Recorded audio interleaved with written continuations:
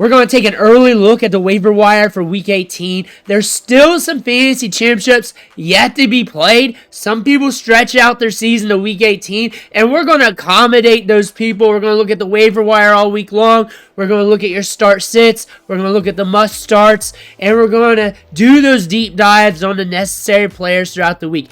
You need to click that subscribe button right now because we're going to be covering the waiver wire. We're helping you with your fantasy teams, and we're not going to stop. And then once the offseason hits, NFL draft, recruiting, we start on fantasy earlier than anybody else looking at these players.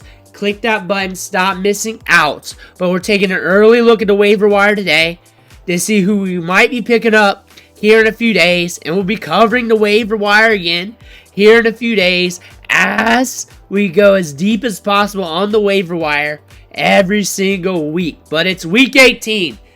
Championship week, bonus week, anything you're thinking about fantasy football week. Brandin cooks, though.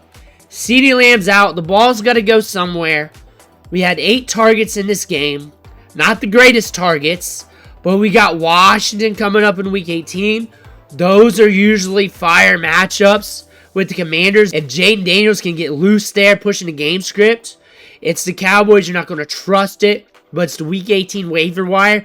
We're not going to be looking at your standard guys. We're looking at some guys that could make a different impact this week because we know who are the standard guys, and we're going to talk about them later. But some guys who could be trending up. Brandin Cooks is there with 8 targets, 4 catches, 52 yards. It's okay. We could get more in a better matchup here against the Commanders. That being said, the work rate's there. The routes are there. Brandin Cooks could be a guy to look at. Foreman. Jerome Ford went out, had an injury. Foreman's the next guy up, had 9 carries for 39 yards and 2 targets. On the road against the Baltimore Ravens, carries get you upside.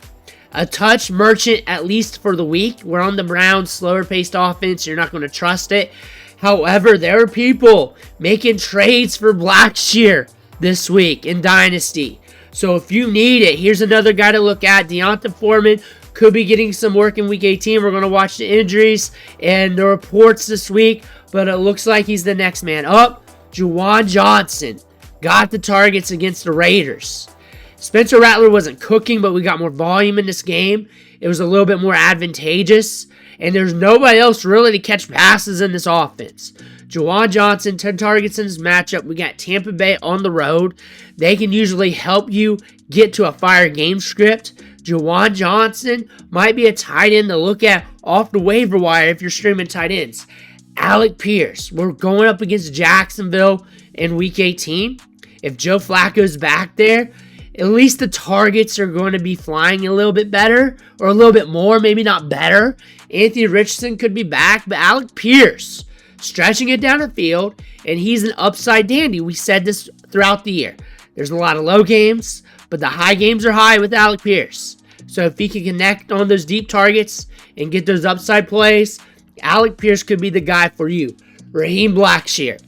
Touch merchant going into Week 18 again. Another touch merchant that you're really not going to trust, but it's a running back there that's probably going to get dumped back to the waiver wire that you can say around 10-ish touches, and you're hoping it crosses the goal line or something happens for him that breaks his way. It's on the road against the Falcons. Not a great matchup. Tampa Bay's not a great matchup. So I would not expect anything over the moon. But again, a waiver wire dandy if you got to look at it. Julius Chestnut. You're watching Tony Pollard to see if he's going to be back. Tajay Spears had a concussion in this matchup. And they may just say, hey, we'll just give Julius Chestnut the carries to finish out the year. We do not want these guys banged up anymore. We'll just finish the year and get it over with. Maybe that's what's going to happen here in Week 18. But if you're looking for some touches at the running back position, you got Houston coming up, and maybe you get a little bit of something out of Chestnut. Jaylen Warren is a guy that's rostered in a lot of leagues, but a guy that's forgotten about, but he's getting a lot of workload. Last week against the Chiefs, 11 carries and 6 targets, he's getting the volume. If he's there, there's a stable running back that's at least going to get you some touches. Keaton Mitchell is back. That being said, with the injuries in this backfield, he's starting to get more touches. 11 carries against the Texans on the road. 1 target. We got that 4.3 speed. Even though we're coming back from that injury, we're still explosive. We got the Browns coming up. We get up on the Browns here because the Browns are road dogs right now. Keaton Mitchell could be getting some extra work and a good game script on the back end of the game to get him more experience, to get him feeling better after that injury. Keaton Mitchell could be a surprise asset in Week 18. Kenny McIntosh. We're watching the injuries in this backfield. We're watching Zach Charbonnet. We're watching everything that's going on. But the touches are getting there. We're getting some volume. We're getting some opportunity. We got the Rams on the road. If you're in a deeper league, if you're looking for something different to look at the running back position, watch Kenny Walker. Watch everything else. Kenny McIntosh is a sneaky play. He's good in the passing game. 6.57 yards per carry last week against the Bears. 4.67 the week prior against the Vikings. We're looking solid. We're okay running it up the gut. Kenny McIntosh could be a sneaky guy. Khalil Herbert, Chase Brown got hurt. We do not know if he's going to be back. The reports are looking okay. We got Pittsburgh on the road, not the greatest matchup. Khalil Herbert's been in the offense long enough to where he knows enough of the game plan to get you the workload and touches. All he has to do is get enough workload, get the right opportunities. He'll give you something in fantasy football. And maybe they shut down Chase, maybe they don't. But you got Pittsburgh on the road. You're going to pay attention to Khalil Herbert this week. Michael Carter, possibly Trey Benson. James Conner got hurt. The knee's done. Looks like he's not going to be in against San Francisco from what it sounds like. If it is, he's going to tough it out. Then it is what it is. But you got the Niners coming up here. Not the greatest matchup, but these matchups are going to be weird here in Week 18 anyways. So you're watching these running backs. If Benson is in, that's upside for days. If not, Michael Carter is going to be an okay touch merchant for the week with a good opportunity. Xavier Legette, 9 targets this week. Rostered in 43% of the league. Started in 8%. We got Atlanta coming up on the road.